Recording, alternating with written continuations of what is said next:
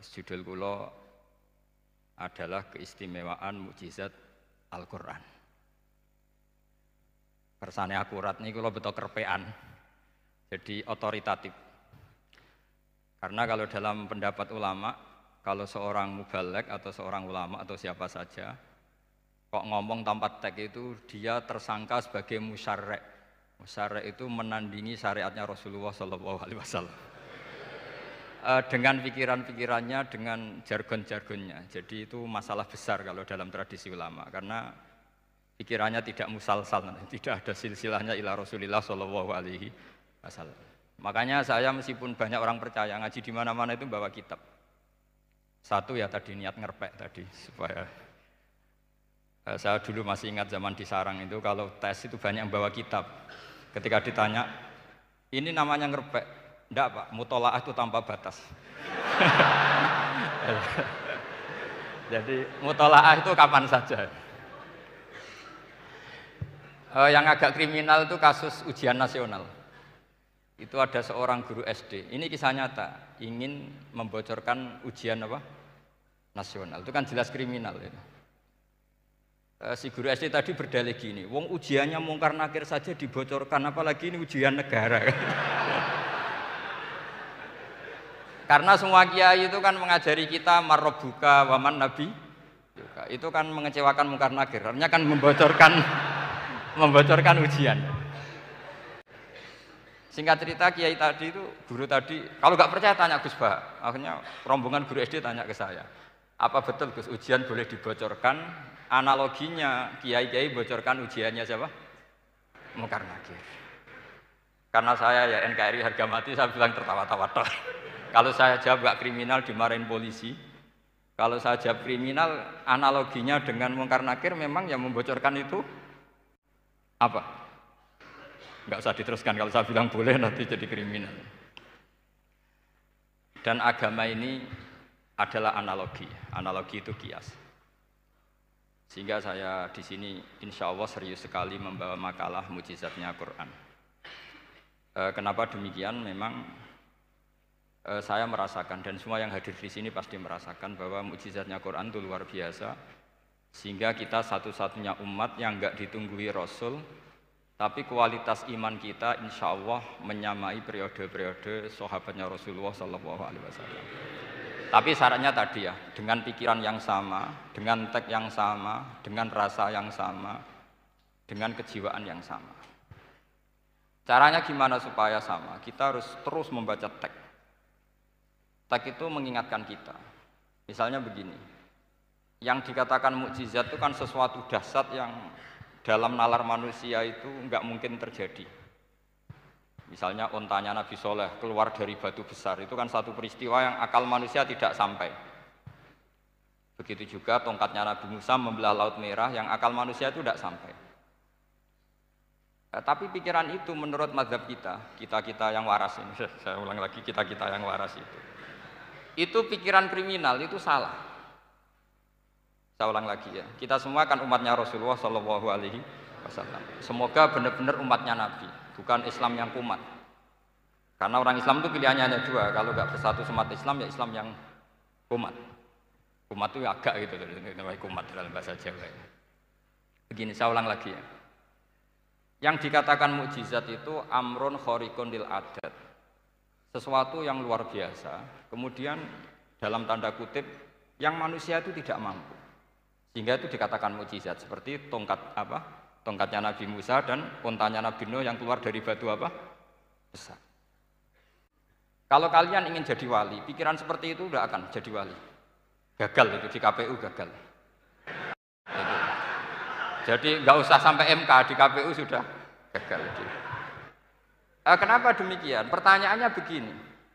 Memangnya sesuatu yang wajar kita lihat keseharian itu dalam kemampuan manusia? Saya ulang lagi, memangnya sesuatu yang biasa saja, yang normal saja itu dalam kemampuan manusia? Enggak juga kan? Manusia bisa enggak bikin unta? Yang wajar saja, yang lewat indukan, bisa enggak? Enggak kan? Manusia bisa bikin laut enggak? Enggak kan? Jadi kalau mukjizat itu dengan definisi sesuatu yang manusia tidak mampu, memangnya keseharian alam ini manusia mampu? Enggak juga kan? Nah, Karena agama Islam dengan logika itu Rasulullah Shallallahu Alaihi Wasallam menolak mukjizat yang seperti itu, ya menolak mukjizat yang seperti itu. Makanya saya bilang pikiran pertama tadi itu kriminal karena itu ditolak oleh Rasulullah Shallallahu Alaihi Wasallam. Karena ya itu tadi, kalau itu dituruti, lama-lama kita tidak tahu kedahsyatan ciptaan Allah keseharian. Makanya ketika Rasulullah diminta laula utiya mislama utiya Musa, ya Muhammad itu punya mukjizat kayak tongkat Nabi Musa. Kasolihin Nuh, kasolihi soleh. Apa karena koti apa? Soleh. Sebagaimana untanya Nabi Soleh. Apa jawabnya Allah? Wa ma min dabatin fil ardi wala ta'iri yatiru bi janahihi illa umamun amsalu. Sebagian dijawab inna fi khalqis samawati wal ardi wa ikhtilafil laili wan nahar sampai saat terusnya wa tasrifir riyah saat terusnya la ayatil liqaumi yaqilun. Karena logika yang terbangun begini. Dan ini saya ulang lagi, ini syarat utama jadi wali. Ini masih satu poin. Nanti ACC-nya nunggu ketua-ketuanya. Tapi kamu jangan bayangkan wali itu kayak Sunan Kudus tunda. Jadi kalau kamu jadi wali itu maknanya kullu mukminin waliyullah itu di Ihya kan banyak. Setiap mukmin itu walinya Allah. Tapi maknanya gini, waliyullahi wong sing disakeni Allah. Itu jadi enggak usah dimaknani kekasih Allah. Ya. Jadi karena dalam bahasa Arab itu waliyul yatim adalah orang yang kasihan sama anak yatim sehingga diurus segala keperluannya. Perempuan yang perawan punya bapak namanya apa? Wali. Artinya si bapak sayang sama putrinya disebut apa? Wali. Jadi nanti kalau kamu jadi wali dengan makna yang tadi kullu mukminin waliyullah. Setiap mukmin adalah orang yang dikasihani Allah. Dan insya Allah semua kita masuk, paham ya? Ya, enggak wali songo itu baru maknanya waliyullah sing disayang Allah. Kayaknya kita belum daftar yang ke situ nanti itu. Ada urutannya. Saya ulang lagi ya. Kalau kita mengakui kudrohnya Allah nunggu mukjizat, yaitu nunggu tongkatnya Nabi Musa membelah Laut Merah, nunggu ada unta keluar dari batu. Maka itu kecelakaan besar dalam tauhid, kecelakaan besar dalam kesaksian kudratullah. Kenapa? Karena alam yang kita lihat keseharian juga tidak dalam kemampuan kita. Alam yang kita lihat keseharian juga tidak dalam kemampuan kita. Misalnya begini, kalau kamu melihat nyamuk, itu pertama Quran turun tentang nyamuk, itu orang munafik komentar, wah Tuhannya Muhammad kurangan stok, sampai contoh saja hanya seekor nyamuk. Tapi apa kata Allah? Innallaha la yastahi ayyadriba masalam ma ba'udatan fama fawqa. Nyamuk itu bukan sekedar kecilnya. Tidak usah kamu bikin nyamuk yang ada nyawanya, itu terlalu sulit. Sampean semua tak suruh bikin patungnya nyamuk. Gampang mana bikin patung nyamuk sama gajah? Tidak usah dikasih nyawa. Terus cari tatahnya itu dari mana? Orang Jepara pun tidak akan bisa. Belum nanti bentuk alat kelaminnya. Belum nanti uratnya alat kelamin. Belum nanti punya jantung, jantung punya urat. Jantungnya nyamuk juga punya kuman. Kumannya juga punya organ tubuh. Organ tubuhnya punya urat. Apa itu tidak lebih dahsyat ketimbang tontonan mukjizat yang diperagakan para nabi-nabi sebelum Rasulullah Shallallahu Alaihi Wasallam. Maka sebetulnya ketika Quran saya katakan mukjizat ila yaumil qiyamah adalah pertunjukan Allah bikin nyamuk. Innallaha la yastahi ayyadriba mathalam ma ba'ud. Itu bagi orang alim percontohan nyamuk itu lebih dahsyat ketimbang percontohan mukjizat Nabi Musa membelah Laut Merah. Juga lebih dahsyat ketimbang pertunjukan Nabi Soleh ketika mengeluarkan unta dari apa? Batu. Dong, jelas nih. Maka umat Rasulullah terutama ulamanya harus ngomong seperti ini terus. Dengan cerita seperti ini maka Quran jauh lebih dahsyat. Makanya mukjizatnya Quran tanpa apa batas. Jelas ya. Makanya kita harus bertobat secara masif mengatakan kedahsyatan adalah nunggu sesuatu yang khariqun lil adat. Bahwa yang kita lihat keseharian adalah semua di luar kemampuan kita. Lah kita ini kan keliru yaitu tadi. Wah, unta keluar dari apa? Batu. Laut Merah terbelah, ini dahsyat manusia tidak akan mampu. Memangnya manusia pernah mampu bikin laut? Memangnya manusia pernah mampu bikin nyamuk? Memangnya manusia pernah mampu bikin telur ayam? Karena keseharian seakan-akan ini tidak ayatnya Allah Ta'ala. Itu kebodohan. Makanya tidak mungkin jadi wali. Yang jenis seperti ini ya kan jadi wali. Sama tenang saja, nanti saya paling nggak sampai 1 jam karena saya tidak biasa ngaji umum. Saya mau itu karena menghormati mbah saya, karena buyut saya itu orang Damaran, namanya Mbak Hafsah. Hafsah binti Maksum bin Soleh bin Asnawi Sepuh. Jadi saya ini ya turunan asli orang Kudus. Jadi saya datang tidak dalam rangka hormat jenengan, hormat mbah saya sendiri sebetulnya. Jadi jenengan tidak punya hak adami sama saya, karena saya datang tuh hormat mbah saya. Tapi saya ingin melatih iman yang benar. Saya ulang lagi, saya ingin melatih iman yang benar, karena ini penting. Sehingga Allah cara menjelaskan iman itu aja inna fi khalqis samawati wal ardi. Kamu lihat saja langit dan bumi. Seterusnya sampai waqtilafil laili wan nahar, sampai wal fulkil lati tajri fil bahri, terus sampai wa tasrifir riyah. Ini semua tontonan yang kita lihat semuanya di luar kemampuan kita. Itu tadi contoh paling gampang nyamuk, kayak apa? Apapun profesornya seseorang, apa bisa bikin nyamuk? Tidak usah yang bernyawa, patungnya saja. Coba nyamuk itu punya organ tubuh enggak? Punya. Organnya ada kumannya enggak? Ada. Alat kelaminnya ada bolongannya enggak kira-kira? Ada. Kayak apa sulitnya? Jadi andaikan saya ke umatnya Nabi Musa terus bengkai lah sama Nabi Musa, ini gue Nabi Musa keren punya tongkat. Saya akan bilang Rasulullah lebih keren karena punya Quran. Anda di sini makna kenapa mukjizatnya Quran dikatakan afdolul mukjizat, mukjizat paling keren, paling hebat. Karena menjadikan manusia punya nalar yang lebih objektif. Artinya lebih objektif. Kenapa kita hanya kagum dengan sesuatu yang dahsyat? Dengan alasan kita tidak mampu. Memangnya dengan hal-hal yang keseharian kita mampu? Tidak juga kan? Jelas ya? Mohon bener nih ya. Mohon bener di mana ini? Mohon gini malam slide didandani bareng-bareng. Mohon bener ya. Sehingga iman di era Rasulullah SAW itu gak lagi butuh sesuatu yang khariqun lil. Kedua pertimbangannya Rasulullah Muhammad SAW, mukjizat yang khariqun lil adat itu resikonya lebih tinggi untuk tidak abadi. Nanti saya bacakan takbirnya. Misalnya tongkatnya Nabi Musa itu hanya disaksikan oleh orang yang di era itu. Itu pun yang kebetulan menyaksikan. Saya ulang lagi ya. Resiko mukjizat mahsusah istilahnya, mukjizat yang bisa dilihat dengan indera, itu resikonya hanya dilihat orang yang di saat itu menyaksikan. Gimana? Ini prosedur. Gaul nih. Nggih peci, mboten. Terus gimana? Oke. Saya teruskan lagi ya. Niki mon normal nih. Mboten kebanteran nih. Mboten kebanteran nih. Saya ulang lagi ya.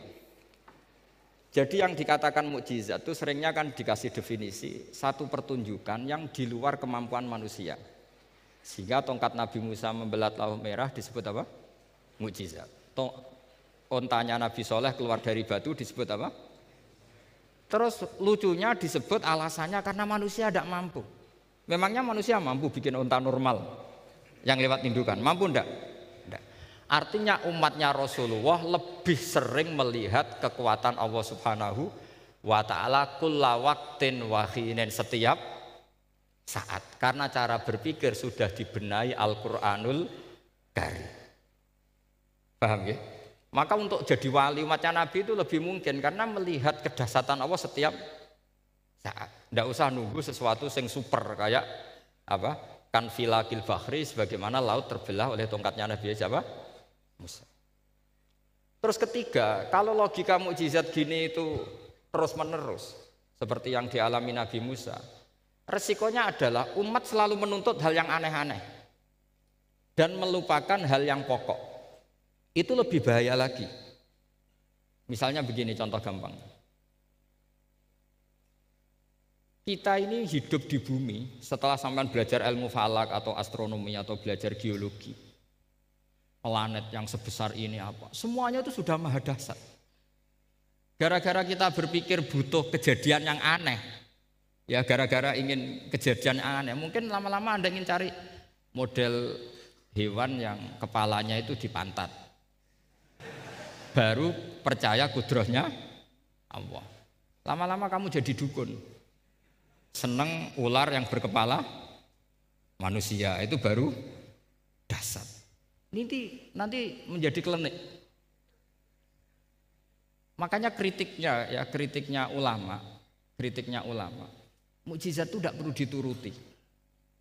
Karena kalau dituruti itu bahaya bagi kelangsungan kenormalan kita. Makanya kata Abdul Hamid Khan, termasuk kitab yang saya kagumi, kata beliau begini, yang menjadikan orang kafir adalah dia nganggep kudrohnya Allah Ta'ala itu bergantung sesuatu yang dahsyat. Dia nggak sadar bahwa keseharian dalam hidupnya semuanya pertunjukan kudrohnya Allah Subhanahu wa Ta'ala. Kayak tadi, saya contohkan nyamuk tadi. Inna woha la yastahi ayyadriba masalam ma. Terus terusannya ba'udotan fama fokwa. Kayak apa susahnya bikin nyamuk? Sudah kecil, punya alat kelamin, punya organ, punya urat. Lalu dalam tubuhnya juga ada kuman, kumannya juga berorgan. Kebayang nggak Anda bikin seperti itu? Enggak. Dahsyat mana dengan tongkatnya Nabi Musa? Sama-sama berstatus kita tidak mampu sama sekali. Dahsyat mana? Sama kan? Nah, itu yang diinginkan Rasulullah Shallallahu Alaihi Wasallam, dan Al-Quran menggiring kita cara berpikir begitu terus. Sehingga Quran cukup menghentikan wa ma min dabbatin fil ardi wala ta'iri yatiru bijanahaihi illa umamun amsalukum. Sebetulnya burung yang setiap hari terbang, yang setiap hari lewat Anda, itu semuanya bukti kekuasaan Allah Subhanahu wa Ta'ala. Tidak usah nunggu kejadian-kejadian super dahsyat. Terus keempat, korbannya para kiai, termasuk saya. Jadi nanti kalau saya tidak bisa haji terbang, wah tidak kiai, tidak bisa terbang. Tidak bisa kayak Harry and Potter misalnya gitu, tidak bisa kayak Harry. Jadi nanti kiai juga dituntut gitu, bisa terbang kayak Aladin. Jadi nanti repot. Semua kebenaran agama bergantung pimpinannya ini punya kedahsyatan-kedahsyatan itu. Akhirnya celakanya apa? Ada orang yang pura-pura dahsyat tapi penipu, kayak kasusnya Dimas Kanjeng. Oh nggih. Mboten apa-apa, sing penting ini lancar mon. Nggih nggih.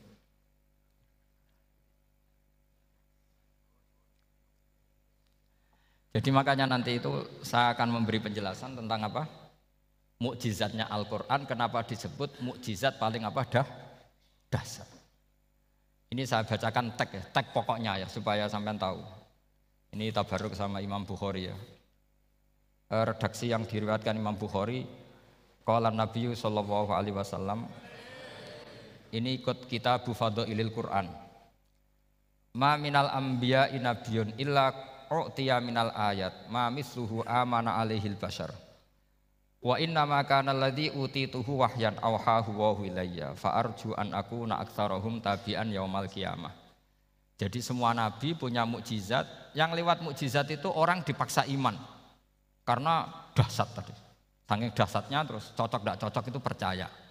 Tapi kata Rasulullah, mukjizat saya itu berupa wahyu, yaitu Al-Qur'an, dan saya berharap dengan mukjizat itu saya adalah nabi paling banyak pengaruhnya yaumal qiyamah. Maknanya paling banyak orang yang iman. Terus di sini dikomentari oleh syarehnya ya, oleh penyarahnya yaitu Ibnu Hajar Al-Asqalani. Ya saya baca Arabnya saja. Sama harus pura-pura paham jadi keren. Jangan minta saya terjemah nanti harus pura-pura paham.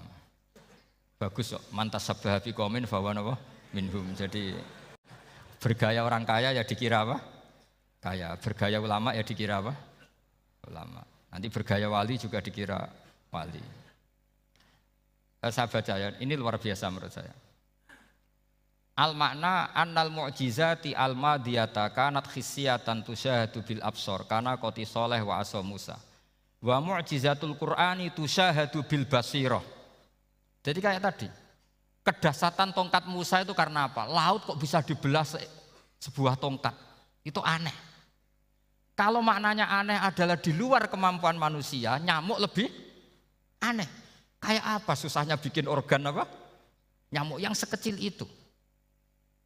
Artinya bedanya apa? Tongkatnya Nabi Musa dengan pertunjukan nyamuk yang sama-sama mengarah satu titik, yaitu mengakui absolutisme kudrahnya Allah Subhanahu. Sama enggak? Sama. Sehingga umatnya Rasulullah tidak perlu ditunggoni mukjizat simsalabim. Cukup penalaran akal. Ini namanya basirah apa? Basirah. Nggih jelas ya? Mohon sampean ra usah kepen roh tokate Nabi Musa to. Cekap melihat apa? Nyamuk. Ya sudah bagus, sudah maju, sudah keren. Ya jelas ya. Li'annal ladzi yusyahadu bi'ainir ra'si yang qaridu binqiradi musyahidihi walladzi yusyahadu bi'ainil aqli baqin yusyahiduhu kullu man jaa ba'dal awwali mustamirron. Sesuatu yang dipertontonkan lewat sesuatu yang fisik kayak tongkat Nabi Musa, itu yang percaya langsung tentu yang melihat. Setelah itu ada yang percaya, ada yang enggak. Bisa saja itu hoax, bisa saja macam-macam. Tentu yang enggak percaya tentu salah, ya kita sepakat. Tapi tetap saja yang enggak menyaksikan itu bisa saja enggak percaya. Paham ya? Tapi logika kedahsyatan nyamuk, siapapun yang punya nalar percaya. Artinya giringan Al-Quran untuk melihat mukjizat itu kedahsyatan Allah bikin nyamuk itu abadi ila yaumil kiamah. Dan siapapun yang waras akan ikrar dan tetap menyaksikan. Karena insya Allah ada nyamuk terus ila yaumil kiamah. Itu kan teman tidur kita, paham? Makanya kamu kompromi dengan nyamuk. Sekali-kali jangan dicablek. Ini ayatnya Allah. Ya bila perlu dicium, dielus-elus gitu. Karena saya yakin yang hadir di sini andekan melihat tongkatnya Nabi Musa kira-kira dilus-lus enggak? Kira-kira? Andekan loh, kamu punya kesempatan melihat tongkatnya Nabi Musa, gimana? Dilus-elus, dikai mori, dikai kembang 7 taman, ya gitu. Tapi kenapa nyamuk enggak kamu begitukan? Toh sama-sama ini ayatnya Allah yang luar biasa. Makanya ini ngaji di sini saya ulang lagi, sama enggak perlu merasa punya hak adami sama saya, karena saya memang buyut saya kandung itu orang Damaran, namanya Mbah Hafsah. Hafsah itu binti Maksum bin Soleh bin Asnawi Sepuh. Jadi saya ini termasuk turunan beliau yang keluar dari Kudus di Rembang. Karena mbah saya kandung itu sepupunya Mbah Sahal, ya sama Mbah Sahal, ibunya Badiah. Badiah ya putrinya Mbah Hafsah ini. Kalau ibu saya namanya Sofiyah, ya putrinya Mbah Hafsah ini. Jadi kenapa saya cerita ini, ya memang Quran sudah terang-terangan ngendikan dzurriyatam ba'duha apa mimbat. Jadi kekuatan dzurriyah itu luar biasa. Jadi kita menjaga harkat dan martabat para leluhur supaya ilmu ini terjaga. Jangan marisi gayane tok, bae alim terus putune pedita-pediti gak alim terus gak keren, menurut saya itu malu itu. Jadi marisi itu ya kalau putunya orang alim ya alimnya, jangan marisi mulyane. Engko ora alim terus mulya tok gelem dicucup itu gak keren menurut saya. Niru alimnya dulu baru sama-sama dicucup itu baru betul, paham ya? Jadi ada aturannya lah. Saya teruskan. Sehingga Quran kalau menggiring mukjizat, ketika Rasulullah SAW dituntut kafir Mekah, kita tahu kan mereka nuntut apa misalnya?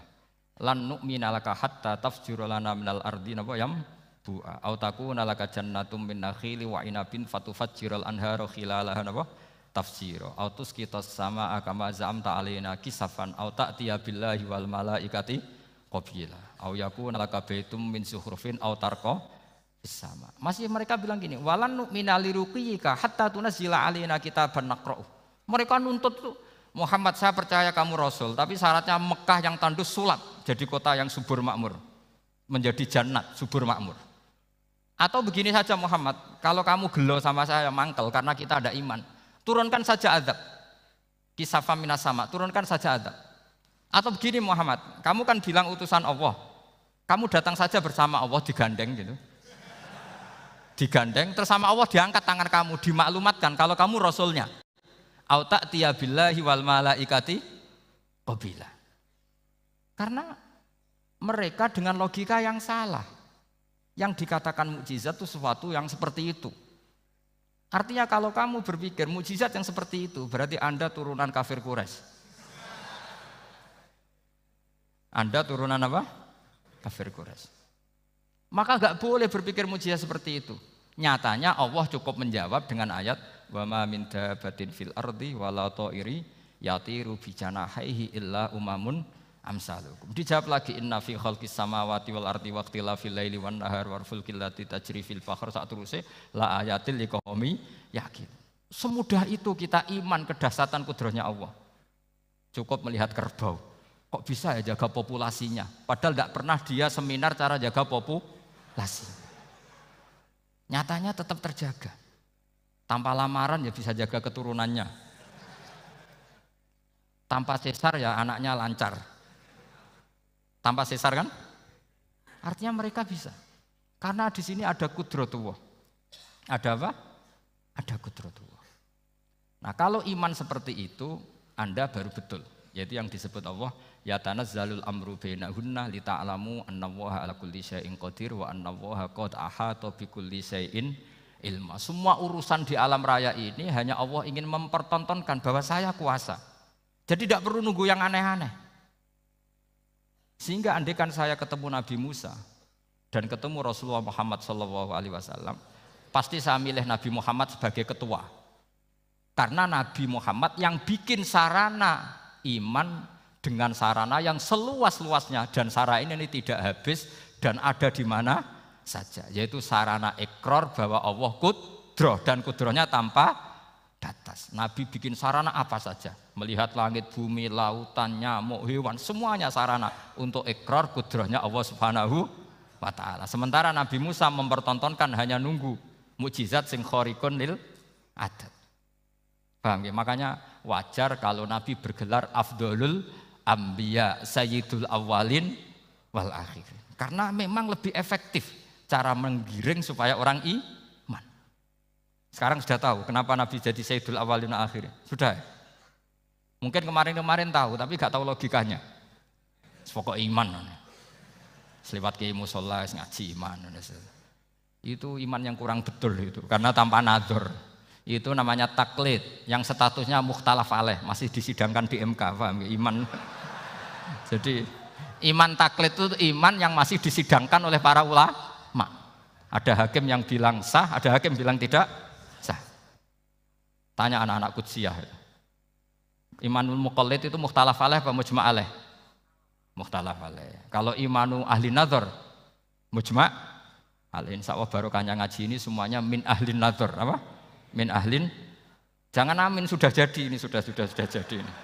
Kalau amin kan masih berdoa, bisa makbul, bisa enggak boleh iman kok. Ayo iman kepada Allah dan Rasul, amin, enggak boleh.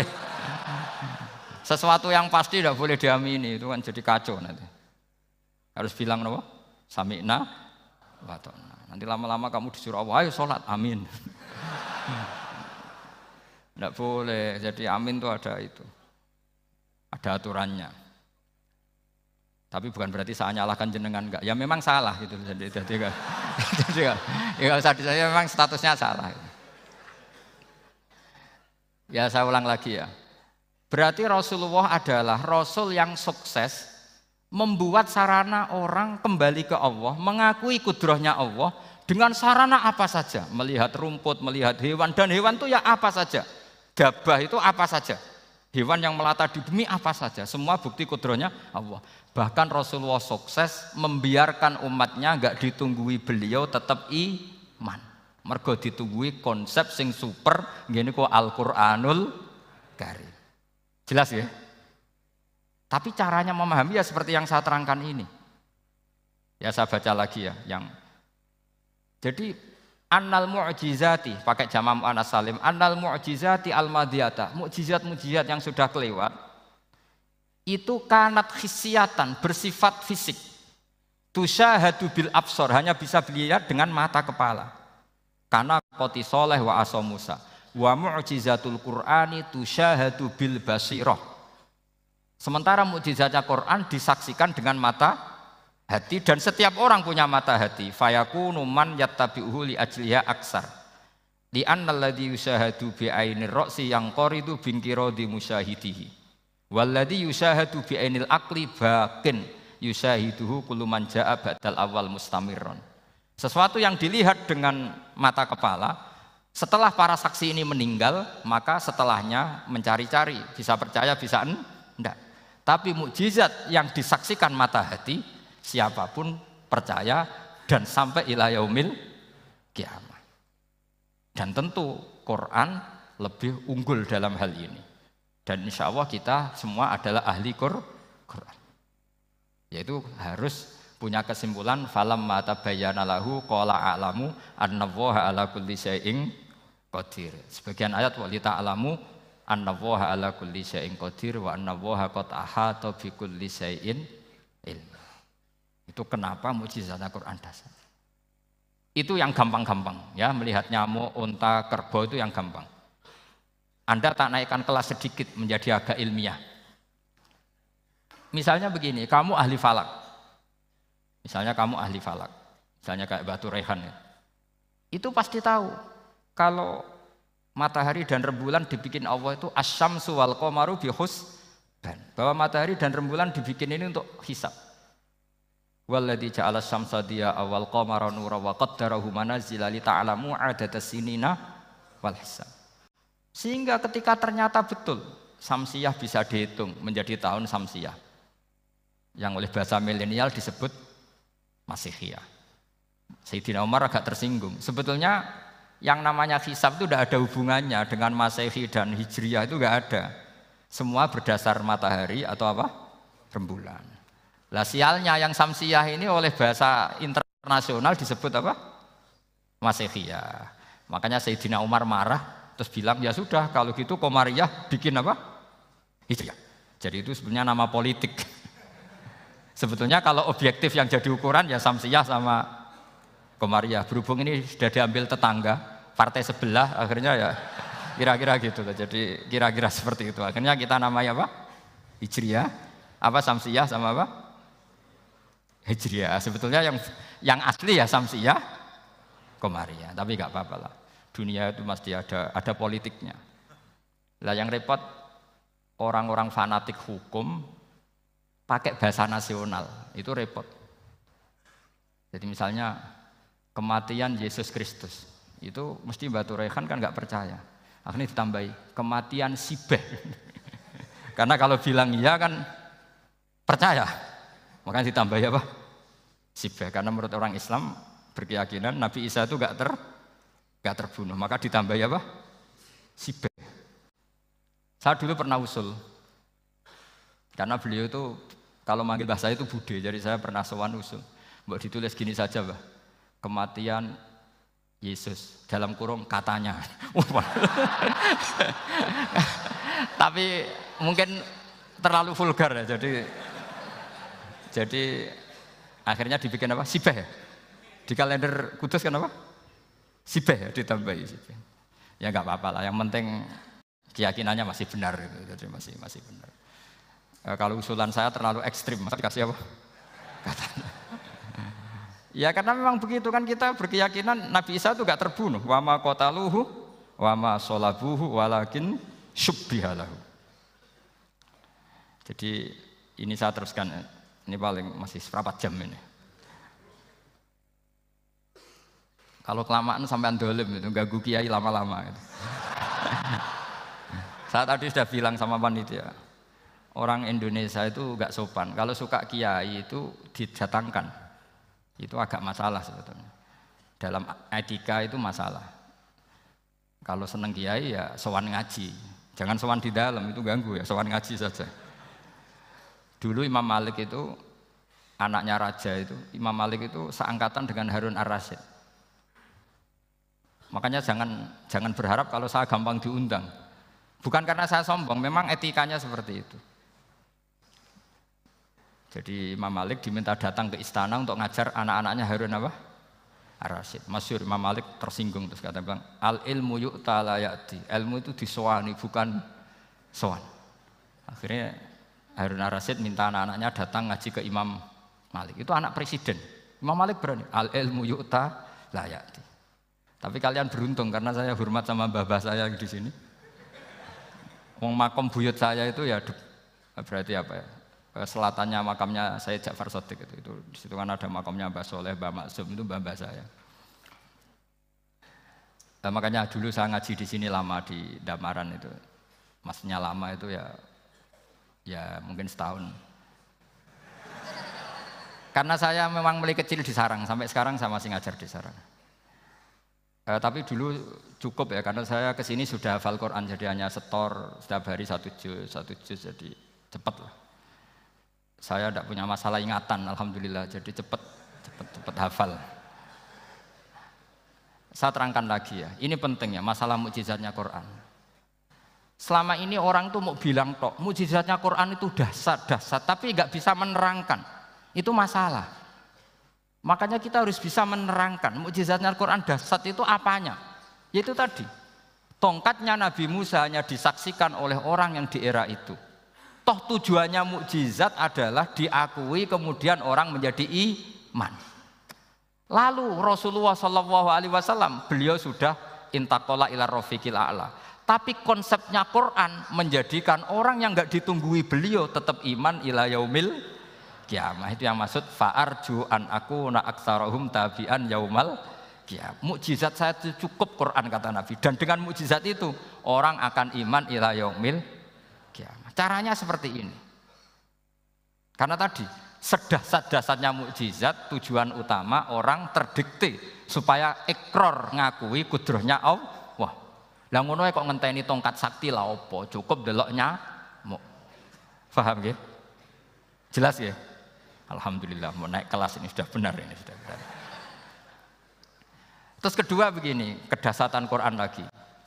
Quran itu bisa merunut mentartibkan logika. Bahkan logika ini logika yang universal. Siapa saja merasakan logika itu. Misalnya begini. Dulu orang kafir itu punya Tuhan banyak. Tentu yang dipertuhankan ya mana? Yang dipertuhankan itu banyak. Karena pikiran mereka urusan banyak, problem banyak, ya Tuhannya harus banyak. Ada BPKB 3D kan, istri cerewet, macam-macam lah. Itu kan problemnya banyak, maka Tuhannya harus banyak. Karena Tuhan itu maknanya penyelesai masalah. Sehingga kalau masalahnya banyak, Tuhan harus banyak. Ketika Rasulullah membawa konsep satu Tuhan, mereka janggal. Makanya mereka bilang, aja'alal alihata ilaha wahida inna hadza lasyai'un ujab. Masa Tuhan satu? Ini aneh, nggak bisa. Tuhan harus banyak, karena masalah kita banyak. Itu terpatri, di otak mereka terpatri. Lalu Nabi dengan santai diajari Allah menerangkan. Andaikan kalian punya majikan banyak dan perintahnya beda-beda, kamu suka enggak? Ya enggak suka, Mat, enggak enak. Punya majikan banyak itu udah enak. Milih mana majikan banyak sama satu? Satu aja, Mat. Tuhan kamu adalah majikan kamu. Kalau banyak kamu bingung. Ya, Mat, satu aja, Mat. Itu segampang itu. Jadi menggiring, Tuhan itu kan bos kita, tuan kita. Kalau banyak berarti yang memerintah kita banyak dan bisa konflik bos-bos kita ini karena berebut anak buah tadi. Akhirnya mereka, kalau kamu punya majikan banyak dan perintahnya beda-beda, semuanya minta dilayani. Kamu pusing enggak? Ya pusing, Mat. Minta mana? Majikan banyak sama satu? Satu saja, Muhammad. Ya Tuhan kamu adalah atasan kamu, maka harus satu. Mereka paham. Oke, Mat, Tuhan satu.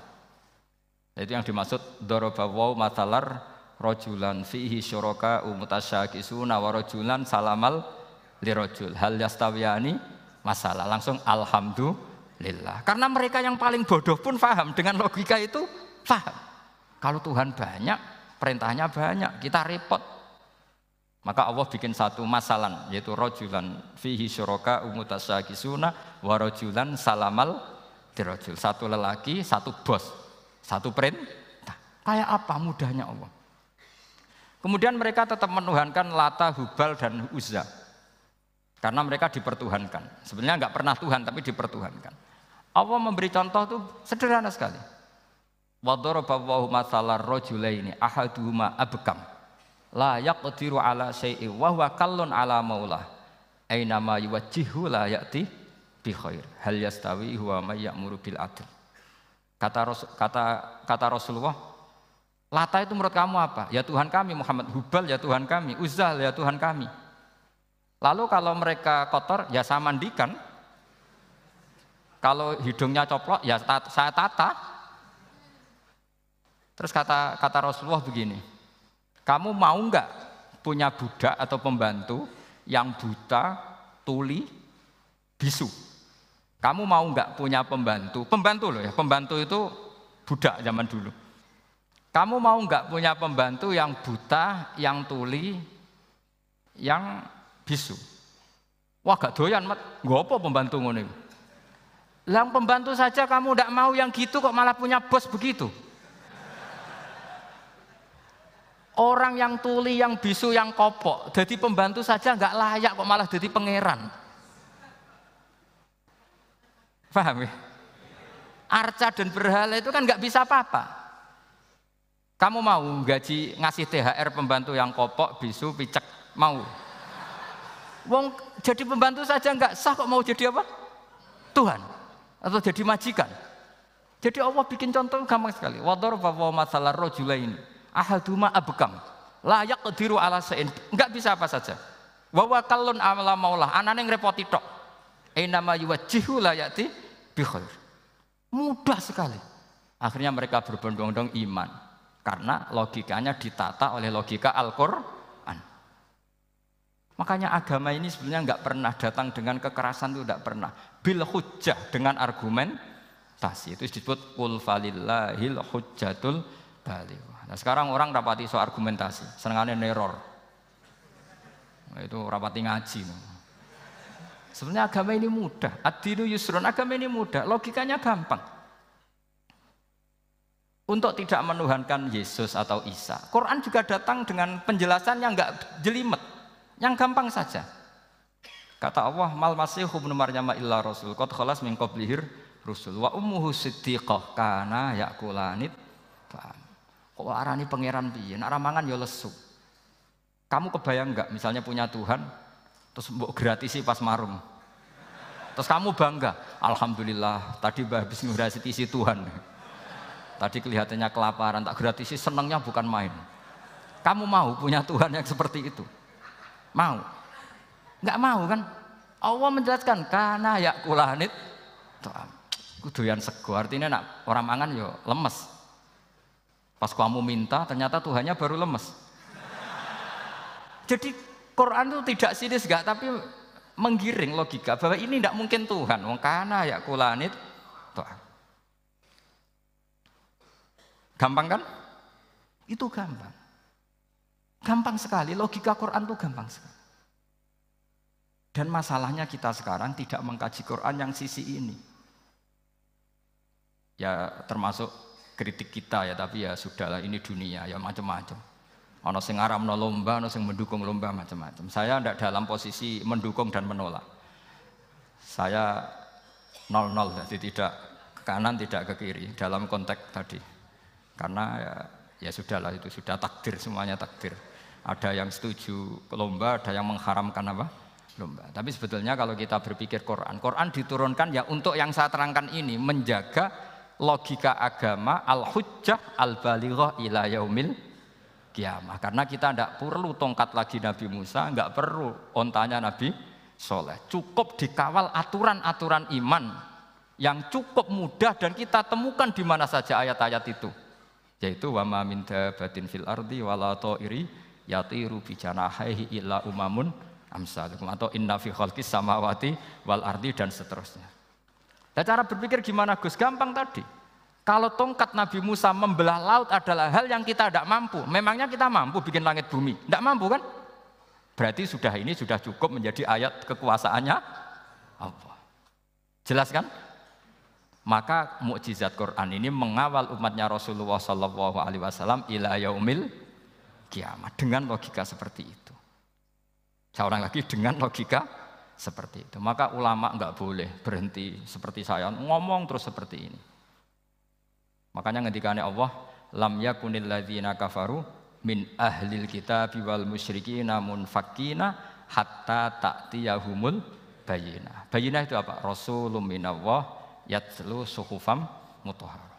Orang kafir semuanya kata Allah, baik berkategori kafir musyrik maupun kafir ahli kitab, itu tidak akan tercerabut dari akar kesalahan mereka, dari cara berpikir mereka, hatta ta'tiyahumul bayyinah, sehingga datang satu kejelasan yang jelas welo-welo.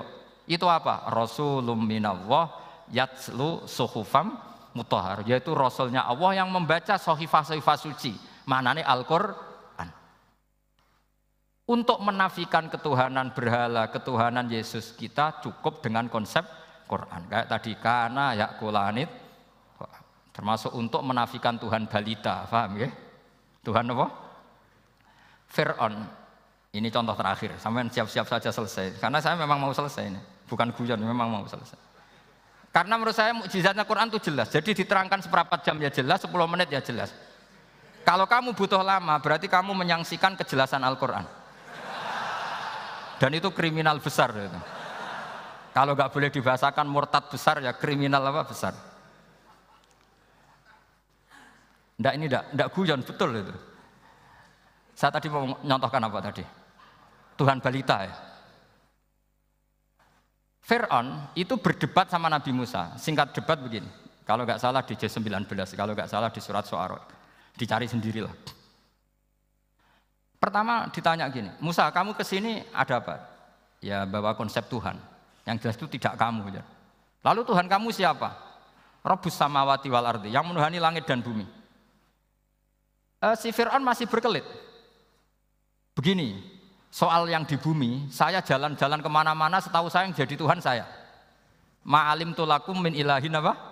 Ghairi, di mana-mana yang dituhankan saya. Soal kemungkinan di langit begini, tunggu saya. Terus di Haman dipanggil. Ya Haman ibn li sarqalla ali abluhul asbab as-samawati fa'attali'a ila ilahi Musa. Haman, bikinkan saya piramida yang tinggi. Saya mau lihat Tuhannya Musa, apa betul ada? Padahal andaikan terjadi piramida kan Tuhan pun nggak bisa dilihat. Wong sampean yang wali saja tidak bisa melihat. Wali tadi yang sing disakeni Allah tadi itu aja nggak bisa melihat. Apalagi Fir'aun. Akhirnya Nabi Musa sadar bahwa logika itu tidak masuk ke Fir'aun, tidak masuk. Padahal ada pengawalnya banyak. Dan karena semua Nabi Fatona itu ibarat mobil ganti gigi.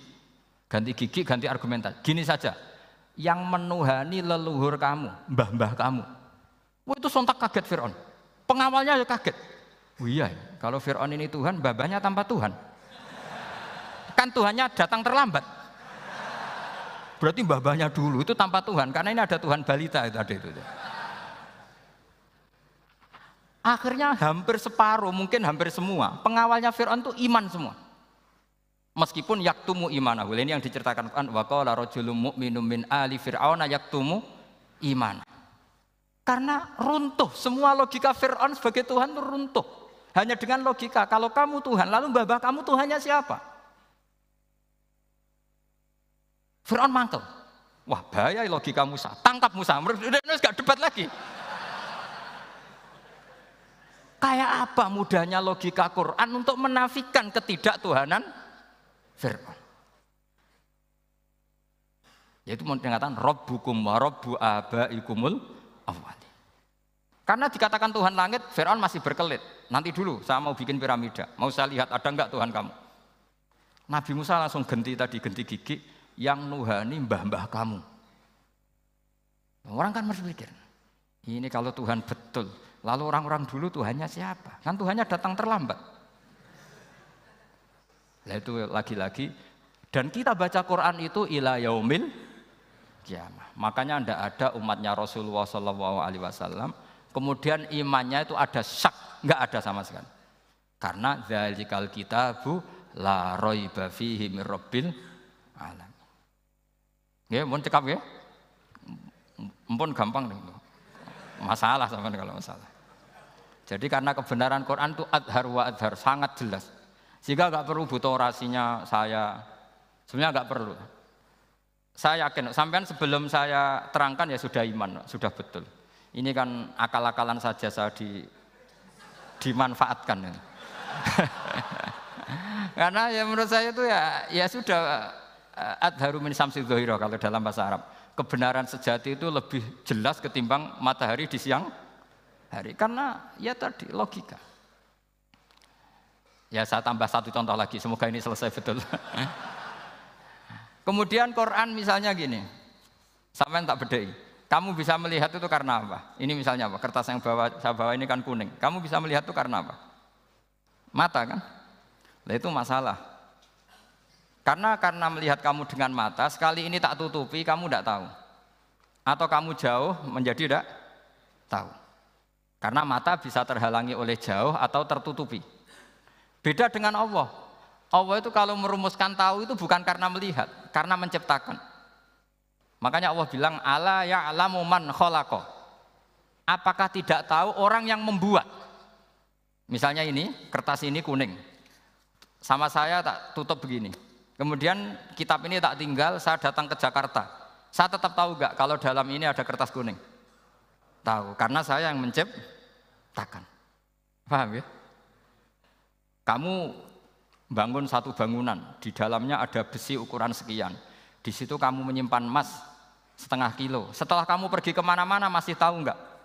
Tahu, karena kamu yang menciptakan. Sehingga ketika kita janggal, masa Allah pirsa semua alam ini?